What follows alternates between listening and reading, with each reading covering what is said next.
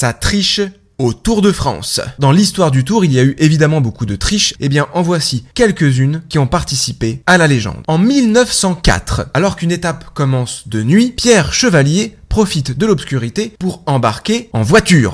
Et il ne finira même pas premier, mais troisième. Et en plus, évidemment, il s'est fait choper. En 1911, alors que le Normand Paul Duboc est premier du classement général et de l'étape, il commence à avoir des nausées et doit s'arrêter au bord de la route pour vomir un liquide semblable à du goudron.